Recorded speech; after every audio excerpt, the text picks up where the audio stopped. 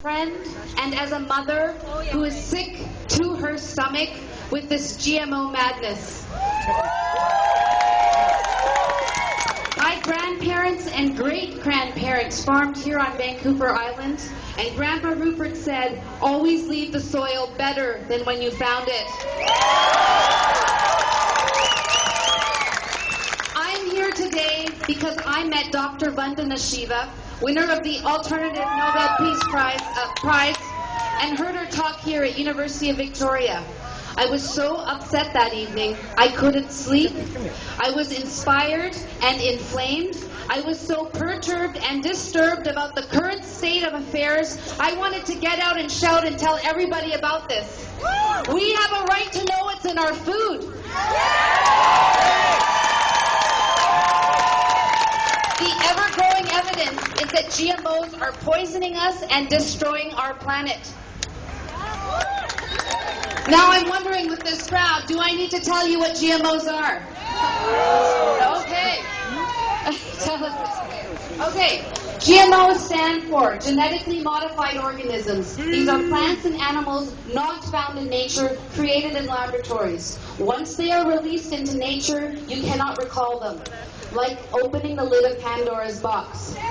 My father Aaron said in the 1990s, there is no wall high enough to keep out GMOs. There are two types of GMOs. One type has an insecticide toxin spliced into the gene, and the other one has a pesticide resistance gene. Those are the two main types, and some of them have both. So when you plant it in a field and saturate that field with pesticides and herbicides, everything in that field dies, in theory. Everything except for the genetically modified plant. Animal studies show that GMOs cause cancers, ulcers, acute signs of early aging, reproductive and growth problems. That's just the tip of the iceberg.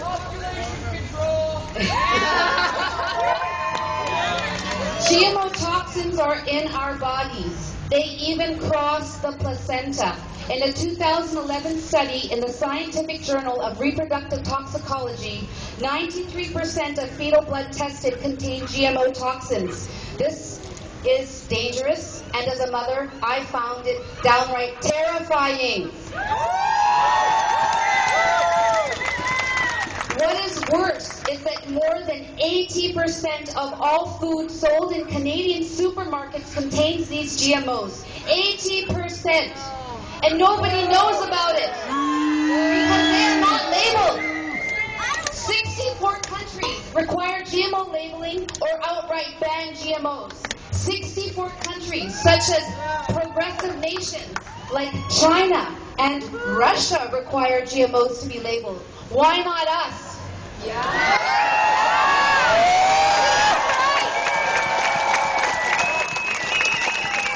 My family has been at the forefront to label GMOs in America, North America. We are Canadians living here in Victoria and Vancouver, but so far the fight to label has been in the United States.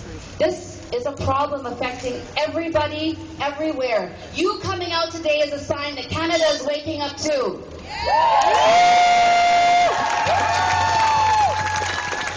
I want to tell you about a grandmother. Her name is Pam Larry in California. Last year, Pam presented a proposition to label GMOs called Prop 37. My family heard about this and contributed $660,000 to help her spread the word. Other families and other companies and individuals joined us, and we raised $3 to $4 million to help Pam with her campaign. Californians wanted GMO labeling, and the proposition was going to pass with a landslide. But guess what happened in that last 6 weeks of the campaign? Monsanto, Dow, Syngenta, Coca-Cola, Post, DuPont, Bayer, PepsiCo, Cascadian Farms, Kellogg's, Kashi, and others. Yes, Kashi. Yes, Kashi. They're organic, but they well, they outspent the grassroots initiative by 10 to 1. and they waged a dirty, fearful, and deceitful campaign. Well, they didn't win the vote by tenfold. The final vote came down to 48.5% for labeling and 51.5% against. It wasn't a win for consumer rights this time, but it was a victory in that 6 million Californians voted for labeling. That represents a tenfold increase in awareness of this dangerous and unsustainable technology. We are awakening, and we are the droplets in this water, in the tides that are turning. Just this past week in Connecticut, the House approved a pro-labeling bill that went to the Senate, and the Senate voted to approve it 35-1. Democrats and Republicans together. Concerned citizens in Washington State and Vermont right now have bills on the table as we speak. Let me tell you something neat. Scientists have come up with a way of measuring life in fields. They take this kind of box contraption, which has cameras and sensors in it, and they lay it in the field. It counts every time a bug or creature crawls or slithers or buzzes through it. In an organic field, there will be hundreds of these bugs and insects going through that field in 24 hours. Yay bugs! Yay bugs! Yay bees! Now, take that same box and put it in a GMO field. Guess what happens? No bugs. No bugs. Possibly one or two. So the animals and insects have learned to stay away from GMOs or have been killed. But we have not. Makes no sense. I thought the Canadian government was supposed to protect us.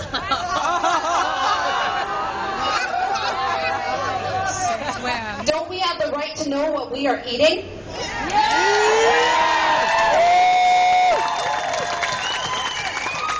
Must we teach ourselves where to shop, how to shop, and what to buy? I think so. Tell your schools and your workplaces about GMOs. Make your voice heard. Ask your local elected representatives to represent you.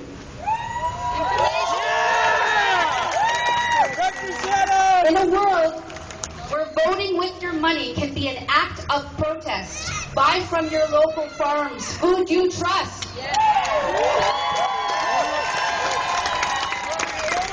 If you want to be truly defiant, plant seeds and grow your own food.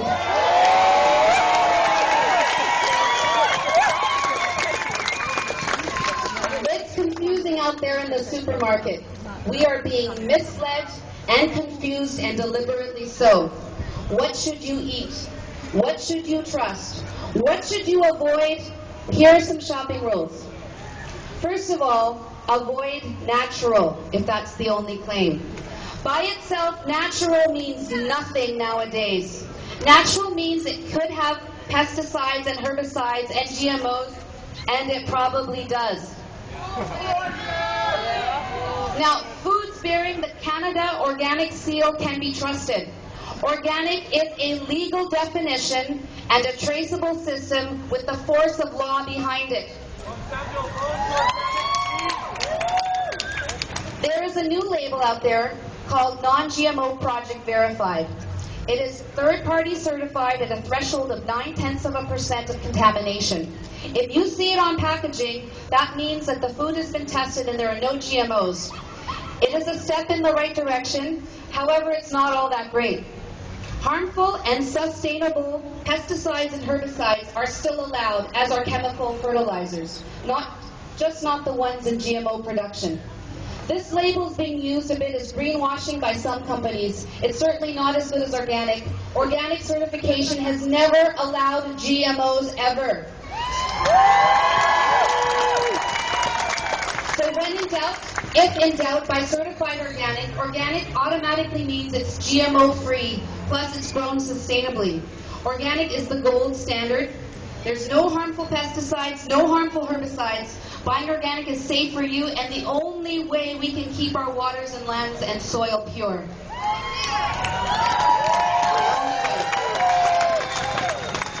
Now, think of that GMO field, barren.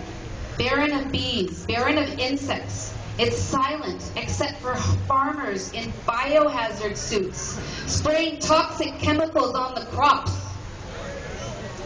Now, see an organic one.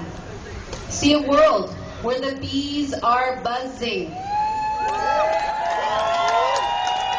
where the soil is naturally replenished.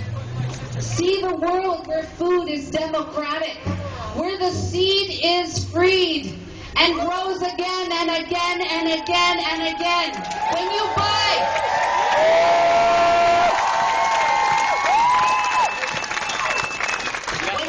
organic, you are supporting this. Demand GMOs to be labeled. If Russia and China and 62 other countries have done it, we can do it too.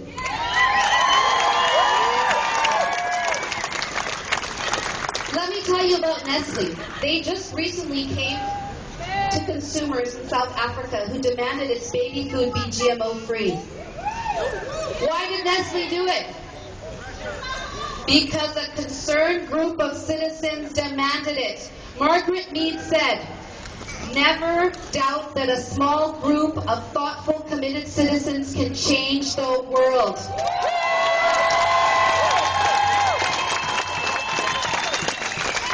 Indeed, it is the only thing that ever has. Like in South Africa, we can do the same here in Canada. We must do the same thing here in Canada. We are the voice.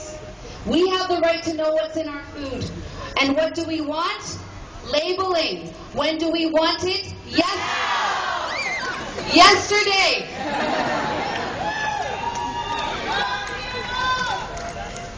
Dr. Vandana Shiva said, "The growing of food should be an act of love."